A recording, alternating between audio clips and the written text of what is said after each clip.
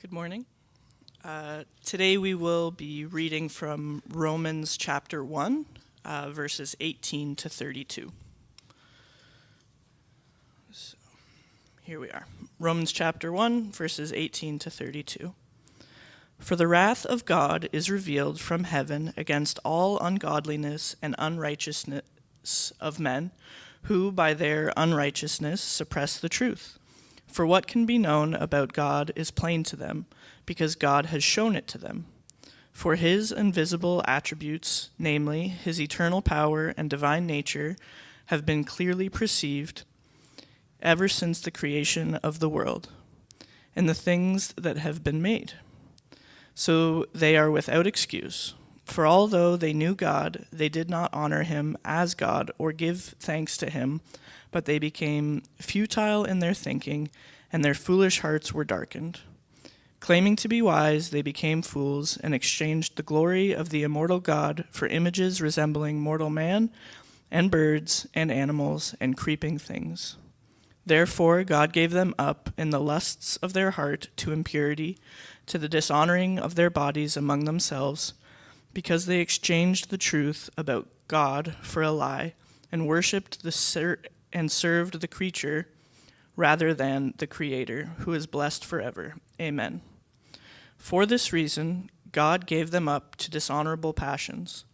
For their women exchanged natural relations for those that are contrary to nature, and the men likewise gave up natural relations with women and were consumed with passion for one another, men committing shameless acts with men and receiving in themselves the due penalty for their error. And since they did not see fit to acknowledge God, God gave them up to a debased mind to do what ought not to be done. They were filled with all manner of unrighteousness, evil, covetousness, malice. They are full of envy, murder, strife, deceit, maliciousness. They are gossips, slanderers, haters of God, insolent, haughty, boastful, inventors of evil, disobedient to parents, foolish, faithless, heartless, ruthless. Though they know God's righteous decree that those who practice such things deserve to die, they not only do them, but give approval to those who practice them.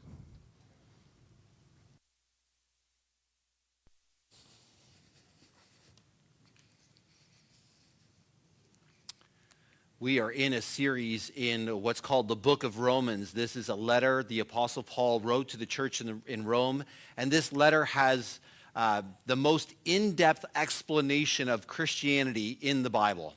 This letter is the longest letter that Paul writes, and it has the greatest depth of explanation of what Christianity is really all about. And Paul, in this letter, begins with an introduction that says Christianity at its heart is the gospel. It's good news of what Jesus has done.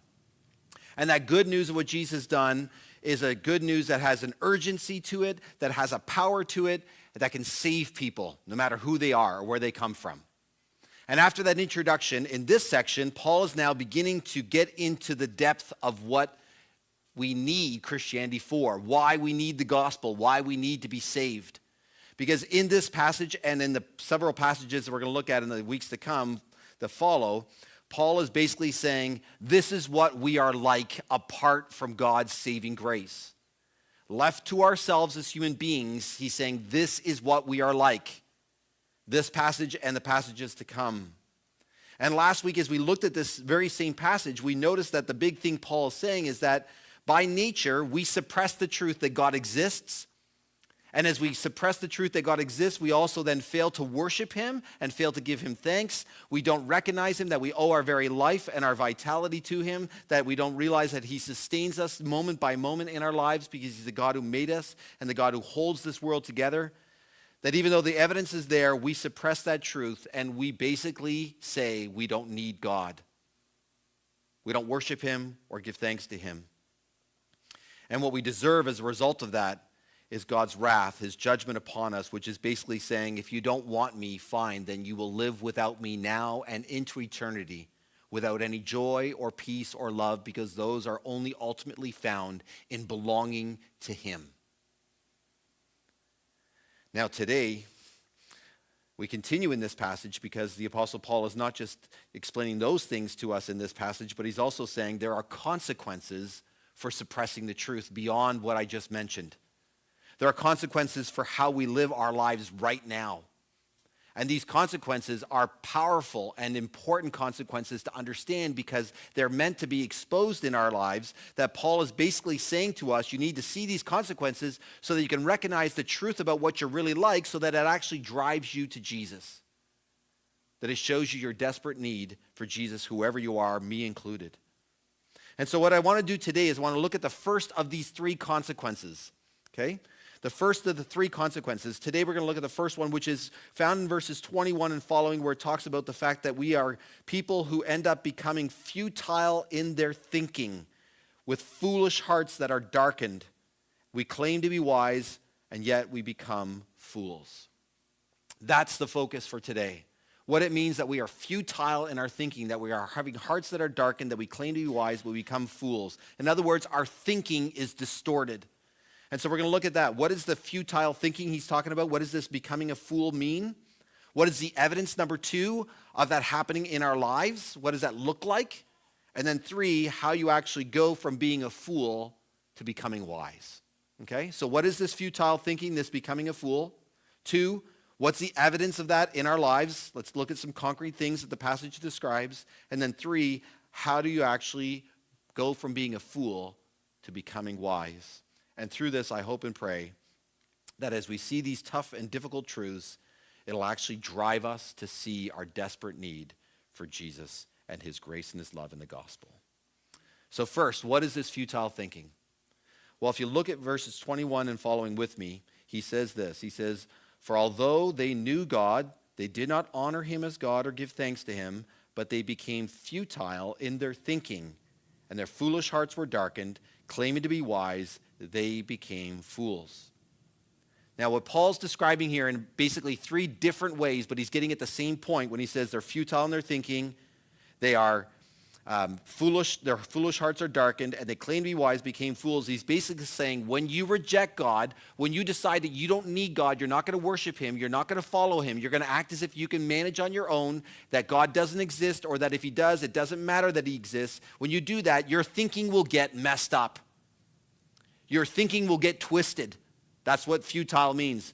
It'll be twisted. It'll be crooked. It won't work the proper way it's meant to. And not only that, but he connects it to a foolish, darkened heart. In other words, in the Bible, your thinking is not just in your brain as we think about it, but your thinking is also connected to your heart, that you become a fool in your heart. You begin to believe things that are actually lies. You think the truth is a lie, and you think lies are truth. You get it all backwards. That this is what it's like when you reject God and think that you know better. And he says that's why you can claim to be wise, verse 22, but you're actually a fool. That you actually think that you have it all figured out. You think you know how life works and what it should be, and yet you're completely wrong. You think you have it all figured out, but you have actually no clue at all. Now, what does that look like? Well, let me give you one example here. We'll get to some others later on, but one example of how our thinking gets twisted. And I think that one of the best examples I can give you, the clearest example I can give you, is how as a society today we view morality. What's right and wrong. That's what morality is, right? What is right and what is wrong? How do you figure out what's right and how do you figure out what's wrong? Because in our society today, in Canada where we live now, we basically have said that morality is something that we determine for ourselves. That you determine what's right and wrong for you, you determine what's right and wrong for you, you determine what's right and wrong for you. Everybody decides what's right and wrong for him or herself. That's how you do it. And we think that actually is good. We think that's actually an improvement on what was there before, where there was some outside standard. But the truth is, we don't want an outside standard, because if there's an outside standard beyond us, then we have to admit that that outside standard has to come from somewhere. And if we admit that outside standard has to come from somewhere, then we actually have to admit that there must be some kind of person, God, above us, beyond us, who has a standard that we need to listen to. But we don't want God. We don't want to listen to his standard. And so we say, here's the solution. Morality is just something you determine for yourself. You decide what's right and wrong for yourself. As long as you don't harm anybody else, you can determine what's right or wrong for yourself. And already there, we run into the problem of twisted thinking. Because it doesn't work. How can you say, I determine right or wrong for myself as long as it doesn't harm anybody else? According to who? You? The other person? What happens when your claim for what's right or wrong is in conflict with somebody else's claim of what's right and wrong? How are you going to decide who's right or who's wrong? Well, we say, we have to talk about it. We don't talk about it. It ends up being a power play. It ends up being who has more power decides what's right and wrong because they force their decision, their belief on you. And that's where society is going increasingly. We are going increasingly to a society in which people will determine right and wrong for themselves, which means eventually it'll be whoever's strongest gets to decide who's right and who's wrong. And the difficulty is you say, no. We can decide as a community together. We can come together and the majority will decide what's right and wrong.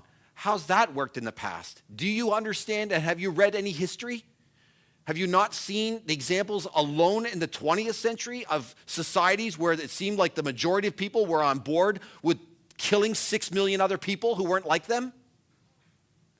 Have we not seen evidence of how wrong this can be when the majority decides what's right and wrong?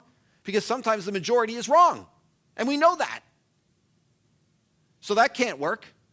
And individually we can't decide what works because that turns into chaos. And the only reason why in Canada we haven't descended into chaos and just people using physical, violent force against each other to determine right and wrong is because we still have remnants of Christianity that holds us together as a society.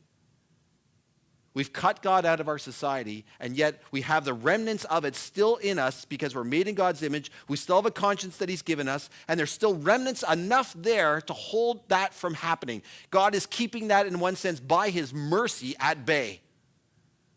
For how long? I don't know. But this idea that we can determine morality, truth of morality for ourselves is unworkable. It's twisted thinking. It is truly claiming to be wise, but actually being a bunch of fools. We're fools when we believe that can happen and that can work.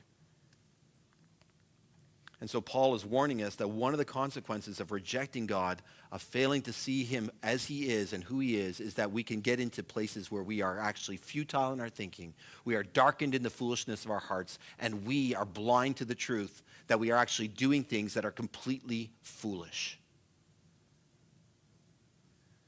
And this isn't a surprise in one sense, because that's what Paul's warning us 2,000 years ago about. This isn't new. This has always been what we are like as human beings. John Murray, who wrote a commentary in the book of Romans, he says this, a pastor theologian, he says, the mind of man, in other words, mankind, the mind of man is never a religious vacuum. If there is an absence of the true, there is always the presence of the false. Okay? When you reject the truth, you are going to believe lies. When you reject the truth of God, you are going to invent lies. That's what we're like. Now, what is the evidence of this? What does this look like? How do you see this in your life and in the world beyond that, besides the example I just gave you? Let me give you some ways Paul describes here. First, verse 21 begins this way. He says, for although they knew God, they did not honor him as God or give thanks to him. So the first thing we notice about the evidences of what it looks like to actually be futile in your thinking, to be a fool rather than to be wise, is that you're someone who actually knows God exists, but you choose not to honor, that also means to glorify or to praise him as God, or give thanks to him. In other words, you know that God exists deep down, and yet you say, God doesn't exist. I came from nothing. I came from nowhere. That I have no need to praise or thank the God who gave me life, the God who sustains my life, that I don't need to do that. That ultimately, what we really start to believe in that moment is that I don't need to worship God. I can actually ultimately worship myself. Because I'm the center of the universe. I'm the most important person. It's all dependent on me. The world revolves around me. It doesn't revolve around God. It doesn't revolve on someone else. It revolves around me. That's what we end up believing. And because we do that, we fail to worship God. We fail to give thanks to God, because why should I? I should just actually worship myself and thank myself. And this isn't new. This has been going on for centuries. This is how we operate. And Paul explains that in verse 23, because he says, after saying in verse 22 that we claim to be wise and yet we become fools, he says, we exchange the glory of the immortal God for images resembling mortal man and birds and animals and creeping things. He says the same thing in verse 25, where he says, we exchange the truth of God for a lie, and we worship and serve the creature rather than the creator. In other words, an evidence of the fact that we are stuck in futile thinking, that we're actually fools rather than being wise, is that we worship created things rather than the one who made them. We act as if the very thing itself can be put in the place of God, and that will still be okay. That will work. And Paul actually uses language that's very similar to language we find in the Old Testament. For example, Psalm 106, verse 20, talks about the fact that he says, the people exchanged the glory of God for an image of an ox that eats grass. And what he's saying there is he's referring to the event that's found in Exodus chapter 32, where after God rescues the people out of Egypt and slavery in Egypt, he brings them into the desert, he feeds them, he gives them water, he brings them to Mount Sinai, and at Mount Sinai, Moses goes up the mountain to talk to God. The glory of God is there. There's amazing displays. God speaks to the people. They hear his voice. They tell Moses, don't let God speak to us. We can't handle this. You have to actually go talk to God on your own. We won't be able to make it if he keeps talking to us directly that way. And after Moses goes up the mountain for a while, and they feel like he's gone, maybe he's not going to come back, they decide already at that point that the thing they need to do is make their own gods. And so they bring all their gold that they have in that moment, they bring it to Aaron, Moses' brother, and Aaron takes that gold and he fashions it into a golden calf, an animal that eats grass. And the people bow down and worship it. That very language is exactly the language that Paul is bringing into the passage right here. He's causing them and us to look back and say, that's what we do. We start to worship created things. Not only there, but Psalm 115 describes worshiping idols, created things this way. Let me quote for you. Psalm 115, verses 4 to 8. It says, their idols are silver and gold, the work of human hands. They have mouths, but do not speak, eyes, but do not see. They have ears, but do not hear. Noses, but do not smell. They have hands, but do not feel. Feet, but do not walk. And they do not make a sound in their throat. Those who make them become like them. So do all who trust in them. Now that's an interesting little twist there. Did you notice? He's saying these idols are really nothing. There's no life in them. They can't do anything. They're lifeless, they're powerless. And yet at the end he says these words, those who make them become like them, so do all who trust in them. In other words, when you worship a created thing, you actually become like that created thing. You lose your life. You're drained, you're emptied of true life.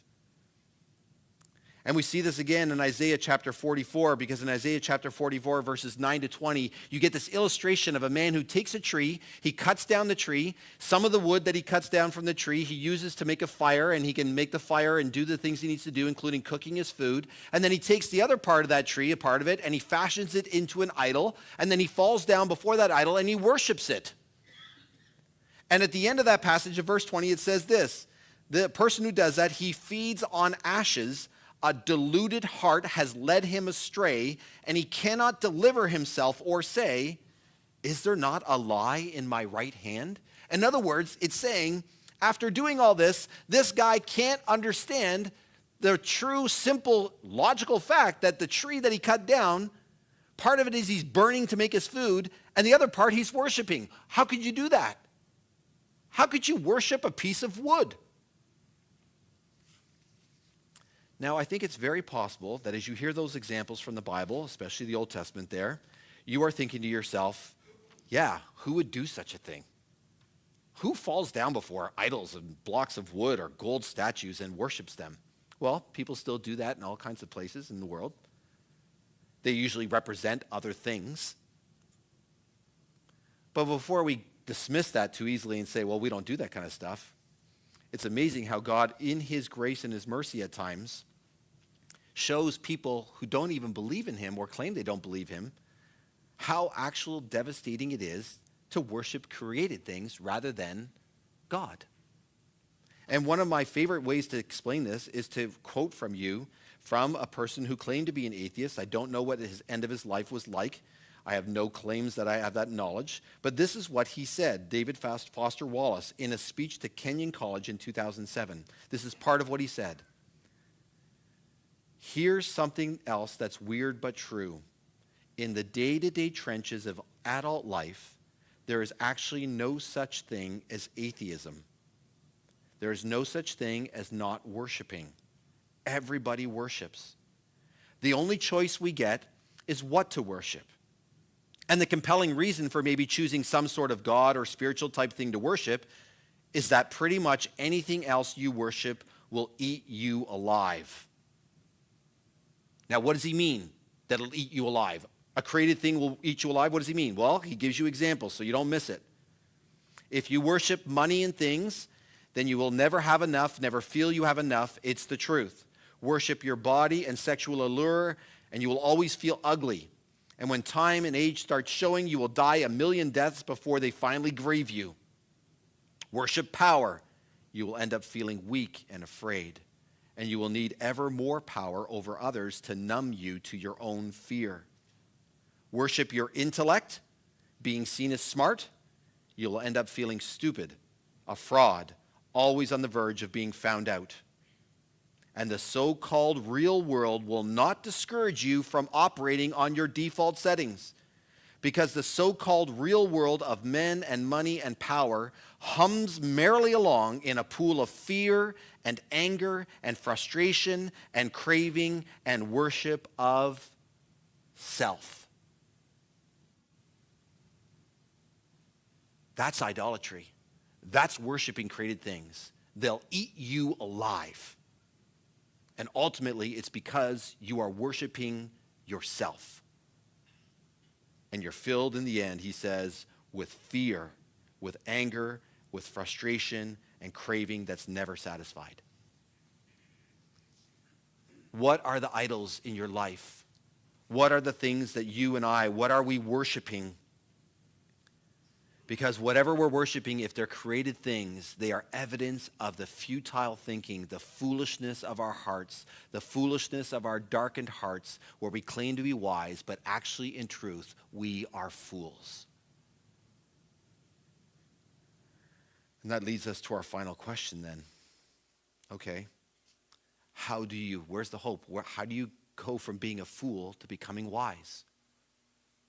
What way is there out of this? If this is what we are like by nature, if this is our default, which is what Paul is saying, what the passages from the Old Testament are saying, even David Foster Wallace is seeing it, then what's the hope? Where's the hope to be found? How do you go from being a fool to becoming wise? And this is going to sound strange to you, but the first step, this might sound strange to you, but the first step is actually you have to admit you're a fool. There's no hope of becoming wise until you first admit you're a fool. If you can't ever admit that you're a fool, then you will remain a fool. So I know it might sound strange to you, but the very first step that needs to happen at some point in your life is you have to be able to admit that left to yourself, apart from God, you and I, we are fools. And we're fools because we're worshiping created things rather than the Creator. We're fools because we believe lies rather than the truth. We're fools because we actually think that we can figure out life and manage life on our own, that we don't need God. And the first step in any of our lives to actually becoming wise is to admit we are fools, to confess that to God, to actually, this is what the Bible says, the pathway to wisdom is fear of God. And that fear of God is described as a humility before God that says, I am not God. I am not wise. I am foolish. Before God, I have nothing to offer. There's nothing in my hands I can bring to him. I come before him humbly, and I come before him begging him for mercy. Admitting that by myself, I am a foolish, sinful, proud, arrogant person who has no ability to make it on my own. That I am, left to myself, a fool, and my only hope is in God to give me mercy and to take me from being a fool and for God to make me wise. My first step is admit I'm a fool and fall before the very God who I've rejected and admit I need him. The second step after admitting that I'm a fool and that I need him is to actually turn from worshiping created things and actually put my faith, my trust in the only one who is worthy of my worship, God himself. You see, what I need to do, says Paul here, is I need to actually come to the very God that I reject, and I need to ask him to open my eyes to see him, to give me ears to hear him, to actually become someone who can hear the truth about who I am and what he is like. That I would actually trust in the very God who made me to change me. And the way that God does this, the truth that he reveals in creation of his existence, and also the truth that God reveals in his word that we're reading today, the Bible, is this truth. That by nature, we exchange the truth of God for a lie and we worship created things. God knows that. And what does God do in response? For those who reject him, he will continue to put his wrath on them. But for those who turn to him and put their trust in their faith in him, what he does is he actually sends his son Jesus, who is God himself, and Jesus comes to exchange his life, perfect life that it is, for ours. The people who exchange their lives, the truth of God for a lie, and they worship created things rather than the creator, are the very people that God comes and says in Jesus that he will exchange his life for ours. That's the good news. That's the gospel. That Jesus comes and he sees us in all the ways that we reject God, the ways that we fail to serve him, the ways that we fail to worship him, the ways that we fail to thank him. And he says, for you people who are like that, you fools, I've come to exchange my life. The all-wise, all-loving, completely gracious, and incredibly giving, generous in his mercy and his grace, Jesus comes and says, I'll exchange my life for yours. I'll take your sinful life, your life of lies and believing lies and worshiping created things rather than the creator. I'll take all of that and all the judgment that deserves, Jesus says, and he will take it upon himself. And then he'll take his perfect life, the life that we ought to live, that loving, perfect, obedient life, that righteous life, that holy life, that life of love and that life of worship that's perfect in every possible way. And Jesus says, I'll take that life and I'll give it to you. That's yours. A gift received by grace as you put your faith, your trust in Jesus.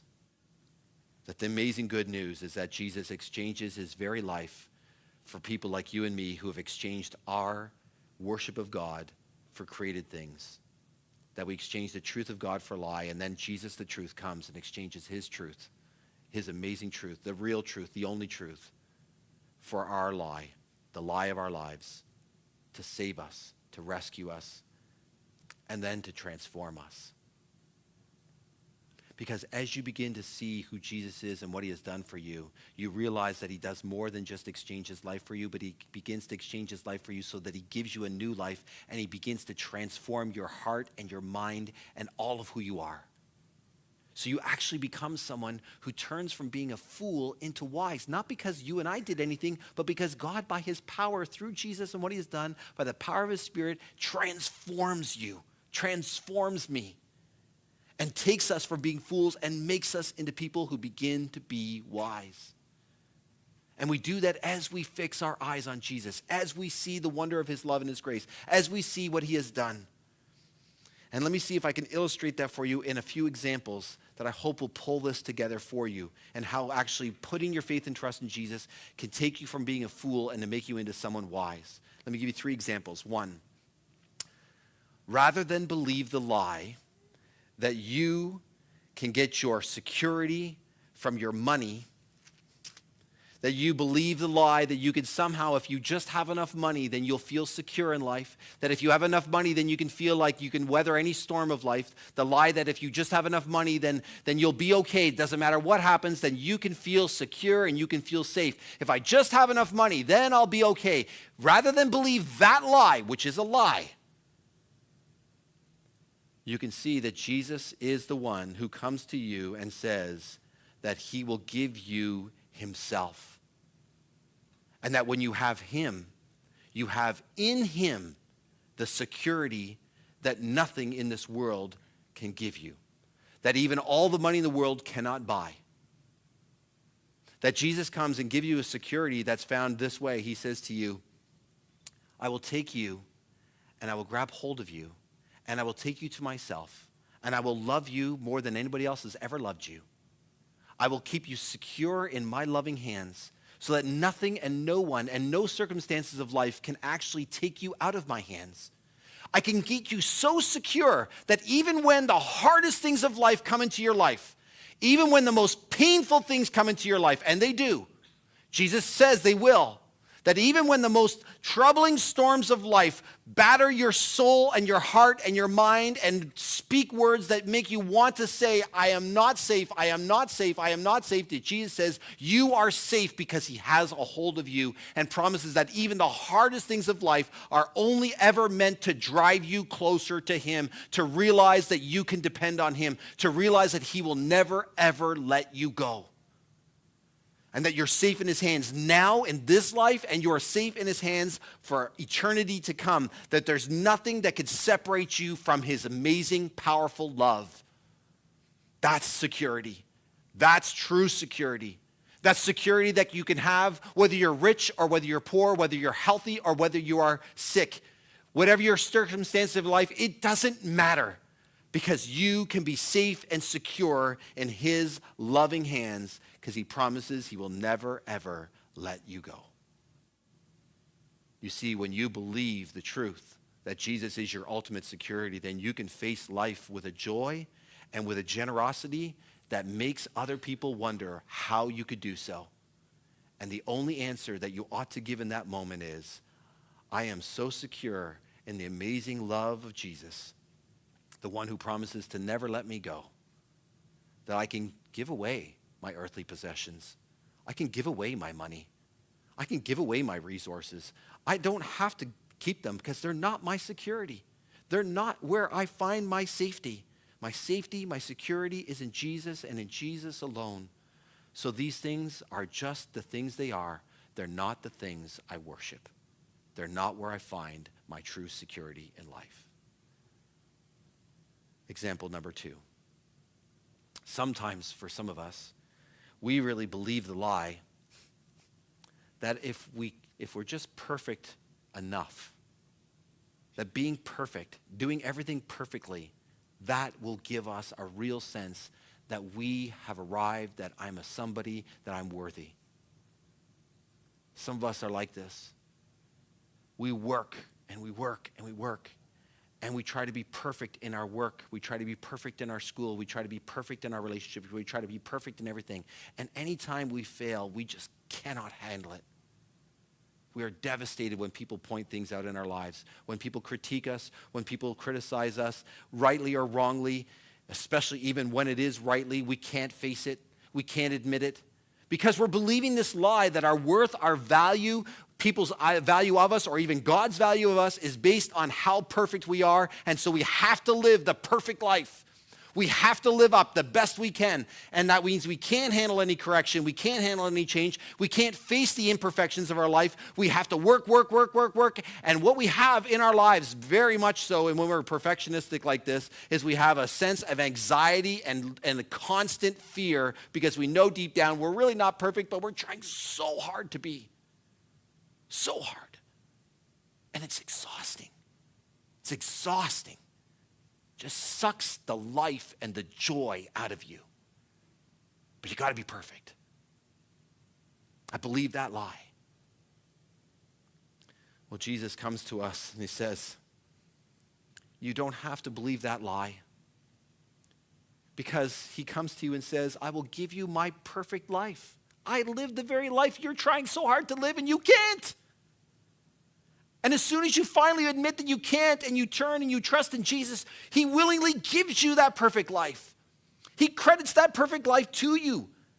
And that's amazingly freeing, because that means that when Jesus credits his perfect life to you, that you actually do have a perfect life that you can say, this is mine, because it's yours. He gave it to you. It belongs to you now. And he's not going to take it away. It's given to you by grace, out of love. And that means you actually can stand before God in perfection. Yes, it's not your perfection that you earned. It's Jesus' perfection that he earned, but it's still yours. He gave it to you. You can be free. You don't have to live a perfect life. Now, some of you right away say, well, does that mean it doesn't matter how you live? It doesn't care. If you're a perfectionist, you're never going to do that. Okay? That's a different person. We're not talking about them right now. We're talking about you, perfectionist you. You know who you are. Jesus comes to you and says, I've given you a perfect life to free you from the daily frustration and grind and depressing anxiety that sucks the joy out of you. I've given you a perfect life. I want you to rest in that. I want you to find your joy in that. I want you to look to me for perfection rather than yourself. And as you look to Jesus for your perfection rather than yourself, to experience the freedom that you can actually admit when you're imperfect, that you can admit to people when you fail. You can actually admit that because you realize that you don't have to feel the weight of guilt and shame that comes over you, because you can say, Jesus has taken that too. I'm free. I'm free. Jesus' perfect life makes me free. That Jesus is the truth, the real one truth, his perfect life, that real truth that sets you free. Final example. Rather than believe the lie that you, me, that we could determine truth for ourselves, which really underneath is the lie that we can make it on our own, the lie that somehow I'm the center of the universe.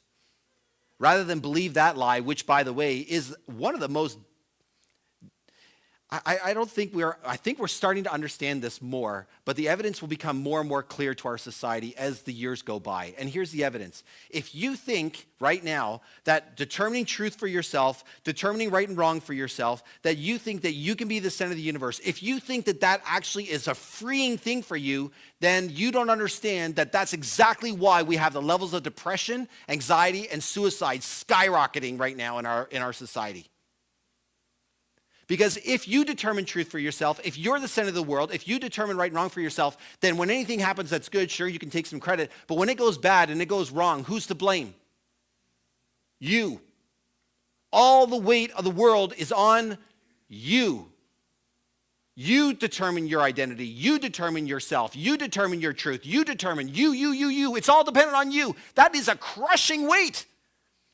We're not built to handle that weight as human beings. That's way beyond our ability to handle. And if you're wondering why our people, especially younger people, younger men and women, are absolutely crushed by this, it's because they don't see that connection, and yet that connection is very real. It's exactly why we are suffering the way we are. Because we've made ourselves the kings of our own tiny, skull-sized kingdoms, as one person put it. And we are paying the price.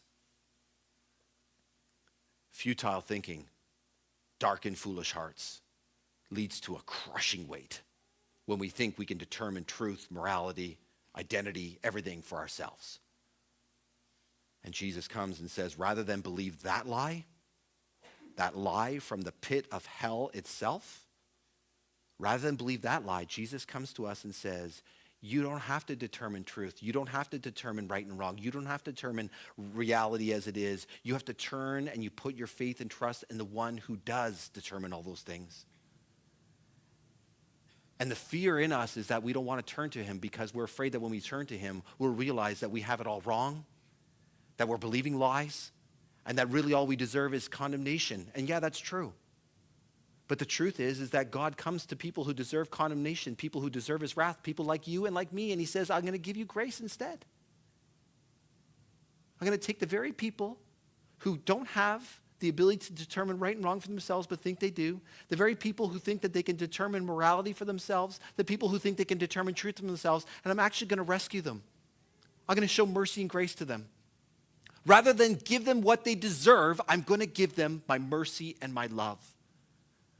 And by giving them mercy and love, I'm going to transform them into people who actually can rest in God's amazing mercy and love, such that we can say this word that Jesus teaches us to pray: Father, may your will be done, not my will.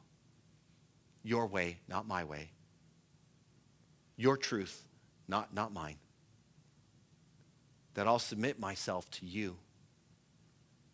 And while this is so strange to our world's ears, when we actually submit ourselves to the truth of God, when we submit ourselves to the grace and the mercy of God, when we submit ourselves to the true one God who says what's right and true and good and everything that's meant to be, when we submit ourselves to that God, we actually are free. We're free in that. We're free because the weight of the world isn't on us. We can't handle that weight. That's a God-sized weight. And God says, I take that weight from you. That's why Jesus says, come to me, all you are heavy laden, all you are burdened, and I will give you rest. You can't handle doing that. You're not God. But God himself comes and says, I will take that weight from you. I will take it and I'll put it on Jesus. And Jesus himself willingly, obediently comes, doing it in obedience to the Father, glorifying the Father, glorifying the Son, showing the greatness and the amazing reality of who God is in all of his glory. And he calls us to humbly admit that and admit that we need him and submit to him. And as we do, it actually, as strange as this might sound, is exactly what frees us. And frees us from that weight and gives us the life and the joy and the vitality that we belong to the God who made us, the God who gives us life, and the God who gives us restored life in him, a life of joy and peace in his forgiving grace.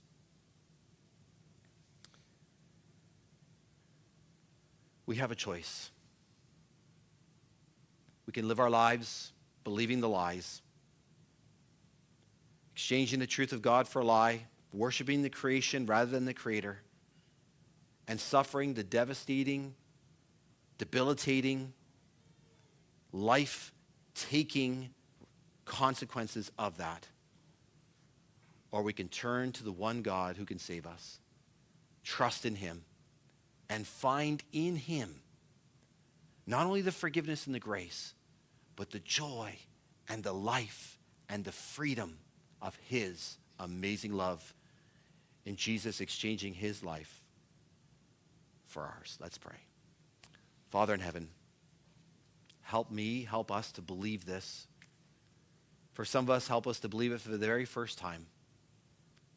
For some of us, I pray that you would help us to believe it a lot more than we do, so that the things of this world that we so often look to for our meaning, for our freedom, for our security, that those things would become much, much, much smaller.